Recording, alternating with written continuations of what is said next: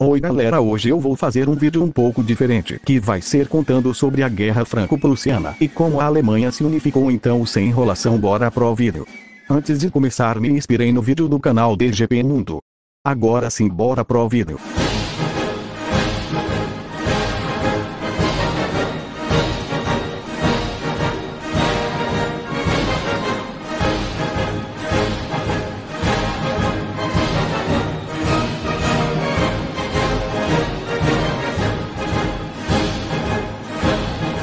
Bem, para falar da Guerra Franco-Prussiana, precisamos falar da França e dos estados germânicos que tinha naquela região. Tudo começou quando, depois das guerras napoleônicas, quando a França virou um reino de novo e perdeu seu prestígio na Europa. Então houve a Revolução de Julho de 1830, onde os franceses colocaram o rei Luís Felipe de Orleans no poder na França. Porém o novo reino da França não foi muito bem, então houve a Revolução de 1848, ou Primavera dos Povos, que estabeleceram a Segunda República Francesa. E adivinha quem foi eleito o novo presidente? Um carinha chamado Carlos Luiz Napoleão Bonaparte. Se ele era o filho do irmão de Napoleão, então como a França estava ferrada, ele decide proclamar o Império Francês de novo e voltar aos tempos de glória. Então ele se tornou Napoleão III da França, e até que funcionou por um tempo, até a gloriosa Prússia chegar cá. Então agora vamos falar dos estados germânicos. E porque aí a situação fica mais difícil. Então basicamente onde hoje é a Alemanha, Polônia, Rússia e Lituânia eram estados, cidades e ducados independentes. Inclusive o Congresso de Viena, que basicamente foi um congresso para reorganizar a Europa depois de Napoleão, e nele foi criado a Confederação Germânica, que era tipo uma associação política e econômica, e a criação de uma Alemanha unificada era um tema muito discutido entre os países da Confederação. Mas infelizmente colocar esse planos de unificação em prática era outra história. Basicamente existia dois planos de unificação da Alemanha, que era o plano da Grande Alemanha, que incluiria todos os povos alemães e a Áustria ia comandar.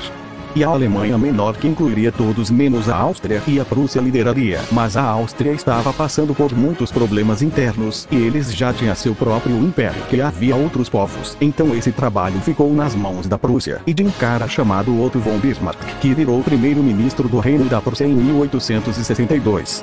Bismarck começou a melhorar as relações com os outros países para evitar intervenção, e também ele começou a modernizar e preparar o exército prussiano. A primeira guerra de unificação foi a Guerra dos Ducados, onde a Prússia e a Áustria se aliaram contra a Dinamarca, já que ela declarou que os ducados de Schleswig e Holstein eram territórios dinamarqueses, sendo que Holstein fazia parte da Confederação Germânica. Depois de derrotar os dinamarqueses, a Prússia ficou com Schleswig e a Áustria com Holstein, mas a divisão desses territórios trouxe problemas entre a Áustria e Prússia, o que gerou a Guerra Austro-Prussiana de 1866. A Áustria ganhou o apoio de vários estados, já que eles tinham influência sobre eles. Já a Prússia se aliou com o recém-formado Reino da Itália, prometendo o território de Vêneto. A guerra durou 7 semanas com a Prússia vitoriosa, e no final o mapa da Europa ficou assim.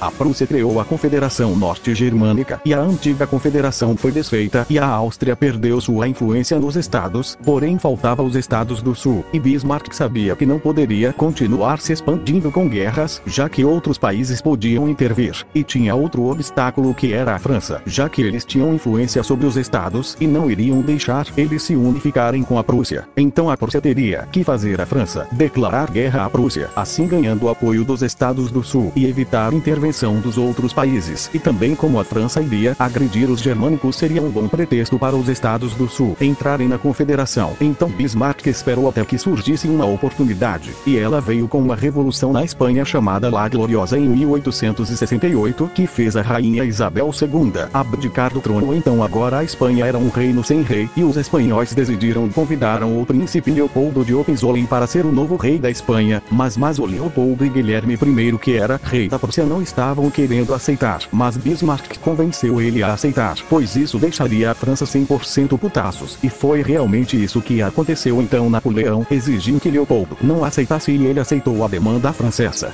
Mas Napoleão mandou um embaixador para falar com Guilherme I, e ele pediu para garantir que nenhum Hohenzollern sentaria em trono espanhol, tá que os franceses já tinham seu próprio herdeiro para o trono espanhol. Então Guilherme I mandou uma carta para Bismarck falando sobre o encontro com o embaixador, e ele disse que podia enviar a carta aos jornais. Porém, antes de enviar para os jornais, Bismarck mudou o sentido do texto, parecendo que a Prússia não estavam dando a mínima para as demandas francesas.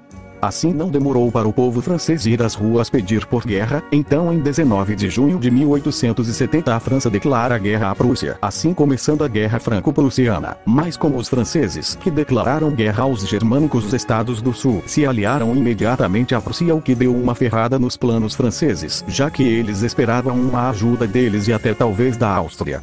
Napoleão achava que iria derrotar a Prússia e recuperar seu prestígio na Europa, porém seu exército não era tão preparado quanto o exército prussiano e dos outros estados germânicos, e uma das poucas vantagens que os franceses tinham era seu rifle francês, que era muito mais moderno que o rifle prussiano, e uma das vantagens dos prussianos eram as linhas de trem, que ajudou a reunir muitos soldados em pouco tempo. Assim que os franceses chegaram na fronteira, eles fizeram uma linha defensiva e ocuparam a cidade de Saarbrücken. Porém, quando os franceses viram que os prussianos conseguiram mobilizar um exército muito grande em pouco tempo, eles saíram da cidade para pegar uma posição mais defensiva. Mas quando os prussianos chegaram na fronteira, eles começaram uma grande ofensiva, que apesar das baixas, eles conseguiram muitas vitórias consecutivas nas batalhas de As batalhas de Spicheren e Voert. Então, com os prussianos vencendo essas batalhas, o exército francês foi forçado a recuar. Alguns dias depois, a maior batalha da guerra, que aconteceu em Gravelotte, onde a Prússia ganhou e os franceses recuaram até Metz, onde os prussianos ainda os cercaram. Enquanto isso, tinha uma força francesa indo para essa região onde os Prússia já estavam indo, assim cometendo a batalha de Sedan, que foi a mais importante da guerra, onde os prussianos cercaram eles e conseguiram posição para usar sua artilharia. O exército de Metz estava no comando de Napoleão III em pessoa, e quando viu que não tinha mais jeito, ele e o exército se renderam.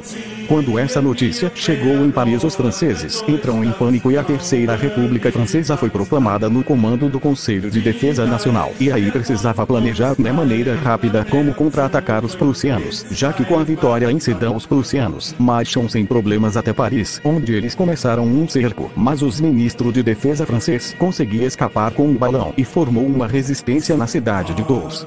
Eles tentaram quebrar o cerco, porém eles falaram em todas as fezes. O general Helmut von Moltke, que liderou as tropas prussianas na maioria da guerra, queria apenas cercar a cidade e deixar Paris sem comida. Porém o cerco estava ficando caro, e então eles começaram a bombardear a cidade também, já que era o que Bismarck queria desde o início. Em Paris estava uma bagunça, com o povo não tendo comida ou outros suprimentos básicos como remédios. Como o governo sabia que não teria mais jeito, eles começaram a fazer as negociações de paz.